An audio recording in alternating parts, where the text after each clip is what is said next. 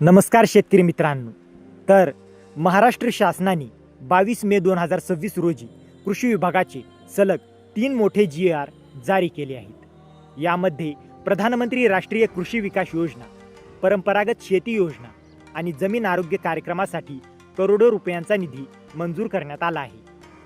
तर कोणत्या योजनेसाठी किती निधी, कोणाला मिळणार फायदा आणि महाडीबीटीद्वारे लाभ कसा मिळणार, ही सर्व माहिती आजच्या व्हिडिओमध्ये अगदी सोप्या भाषेत आपण जाणून घेणार आहोत. त्यामुळे हा व्हिडिओ शेवटपर्यंत नक्की पहा. तर सर्वात पहिला GR आहे प्रधानमंत्री राष्ट्रीय कृषी विकास योजना म्हणजेच RKVY अंतर्गत DPR बेस्ड स्ट्रीम संदर्भात.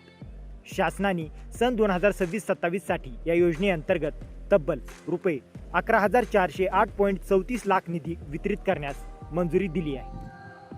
तर निधी वाटप कसे आहे, तर केंद्र शासन हिस्सा रुपये 6,845 लाख आणि राज्य शासन हिस्सा रुपये 4,563.34 लाख असा एकूण निधी रुपये 11,408.34 लाख. नंतर प्रवर्ग निहाय निधी, तर सर्वसाधारण प्रवर्ग रुपये 8,990 लाख, अनुसूचित जाती रुपये 1,346.67 लाख आणि अनुसूचित जमाती रुपये 1,071.67 लाख.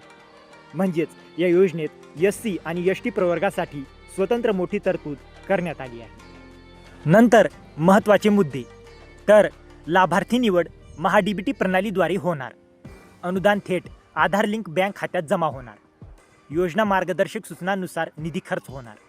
म्हणून शेतकऱ्यांनी आपले आधार आणि बँक खाते अपडेट ठेवणे खूप महत्त्वाचे आहे. नंतर दुसरा मोठा GR आहे परंपरागत कृषी विकास योजना म्हणजेच ऑर्गॅनिक फार्मिंग योजनेबाबत. ही योजना राष्ट्रीय कृषी विकास योजना अंतर्गत राबवली जाते. तर किती निधी मंजूर, तर अनुसूचित जाती प्रवर्गासाठी पहिल्या हप्त्यात केंद्र हिस्सा रुपये 55 लाख आणि राज्य हिस्सा रुपये 36.66 लाख असा एकूण रुपये 91.66 लाख निधी वितरित करण्यात आला आहे. तर या योजनेचा उद्देश, तर सेंद्रिय शेतीला प्रोत्साहन, रासायनिक खतांचा वापर कमी करणे, गट शेती आधारित शेती मॉडेल विकसित करणे, शेतकऱ्यांना नैसर्गिक आणि सेंद्रिय शेतीकडे वळवण्यासाठी शासनाचा हा मोठा प्रयत्न मानला जात आहे. तर शासनाने दिलेल्या अटी, तर सर्व निधी SNS पार्श्व प्रणालीद्वारे वितरित होणार. प्रत्येक महिन्याला प्रगती अहवाल सादर करावा लागेल. शासन नियमांचे काटेकोर पालन आवश्यक आहे. नंतर तिसरा महत्त्वाचा GR आहे जमीन आरोग्य आणि सुपीकता कार्यक्रमाबाबत. या योजनेत मृदा आरोग्य पत्रिका म्हणजे सॉइल हेल्थ कार्ड कार्यक्रमासाठी निधी मंजूर करण्यात आला आहे. तर निधी तपशील, तर अनुसूचित जाती प्रवर्गासाठी केंद्र हिस्सा रुपये 37 लाख आणि राज्य हिस्सा रुपये 24.66 लाख असा एकूण निधी रुपये 61.66 लाख. तर या योजनेचा फायदा काय, तर जमिनीची तपासणी, मातीतील पोषक तत्वांची माहिती, योग्य खत व्यवस्थापन, उत्पादन खर्च कमी आणि उत्पादन वाढीस मदत. म्हणजेच शेतकऱ्यांना त्यांच्या जमिनीची खरी क्षमता समजून घेण्यासाठी ही योजना खूप महत्त्वाची आहे. तर या तीनही GR मधील काही समान आणि महत्त्वाच्या बाबी लक्षात घेऊ. तर निधी केंद्र आणि राज्य शासन 60-40 प्रमाणात येणार. महाडीबीटी प्रणालीचा वापर होणार. निधी थेट खात्यात जमा होणार.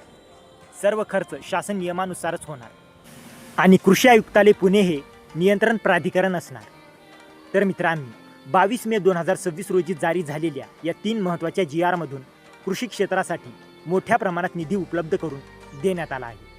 सेंद्रिय शेती, मृदा आरोग्य आणि कृषी विकासासाठी शासन मोठ्या प्रमाणात काम करत असल्याचे यातून स्पष्ट दिसते. तर मित्रांनो, जर तुम्हाला या GRची PDF हवी असेल तर डिस्क्रिप्शनमध्ये आपल्या टेलिग्राम चॅनेलची लिंक दिलेली आहे. तिथे जाऊन तुम्ही या GRची PDF घेऊ शकता.